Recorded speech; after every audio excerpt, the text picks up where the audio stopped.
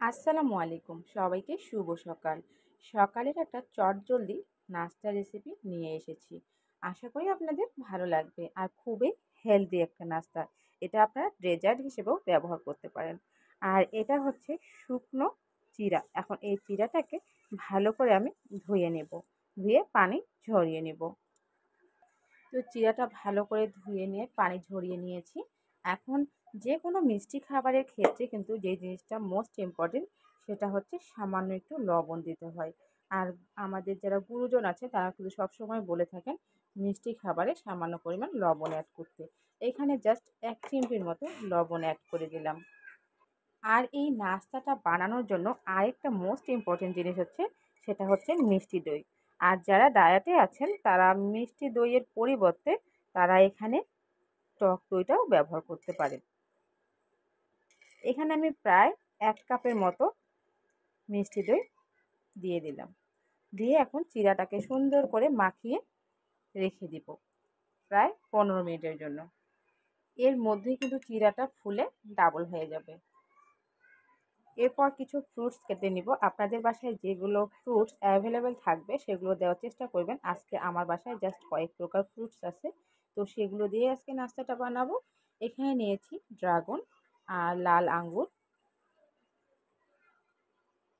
তারপর এখানে একটা কমলা, একটা বড় সাইজের কমলা ভালো করে ছালগুলো ছিলে পিস পিস করে কেটে নিব। এরপরে লাগবে ডালিম, আর এই ডালিমটা কিন্তু আমি বেশি ভালো করে খুলতে পারি না, তো প্রথমে মাথার অংশটা এইভাবে কেটে নিলাম। আর ডালিম কাটলে কেন জানি হাত কালচে কালার হয়ে যায়। আপনারও দিকে এমন হয় অবশ্যই কিন্তু কমেন্ট বক্সে জানাবেন। আর ডালিম দিলে কিন্তু এই ডেজার্ট আইটেমটা মাশাআল্লাহ অনেক ভালো লাগে। এই তো পরিবেশনের জন্য একটা প্লেট নিয়ে নিয়েছি। এখন এই যে দই আর চিড়াটা যে মিক্সড করে রেখেছিলাম, আপনারা চাইলে এখানে চিনি অ্যাড করতে পারেন। আমি চিনি দিব না কারণ দইটা অনেক মিষ্টি ছিল। এ তো আমি এখানে পরিমাণ মতো চিড়াটা দিয়ে নিলাম। এখন যে ফ্রুটসগুলো রেডি করেছি সেখান থেকে কিছু দিয়ে দিব। আমি আজকে ৩ জনের প্লেট আর সাজাবো, তো তার জন্য ৩টা প্লেটেই রেডি করেছি। আসলে এই ফুডটা এতটাই হেলদি, আপনারা কিন্তু চাইলেই বাচ্চাদেরকেও এটা বানিয়ে দিতে পারবেন। আরও অনেক কিছু ফ্রুটস এখানে অ্যাড করা যাবে।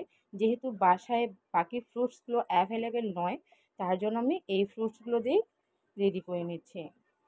এখানে কিছু ডালিম দিয়ে দিচ্ছি,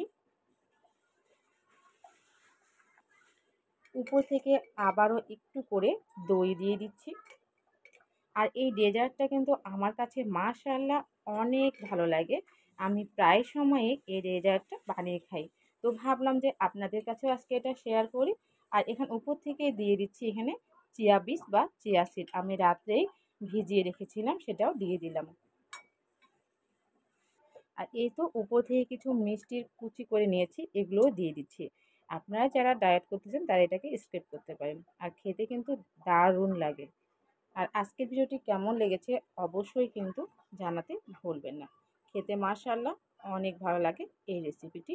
এটার নাম আপনারা যে কিছু দিতে পারেন। এটা হচ্ছে আপনারা দই চিড়া বলতে পারেন বা ফ্রুট ডেজার্ট বলতে পারেন। তো ভালো লাগলে অবশ্যই লাইক, কমেন্ট, শেয়ার করে পাশে থাকবেন। ধন্যবাদ সবাইকে।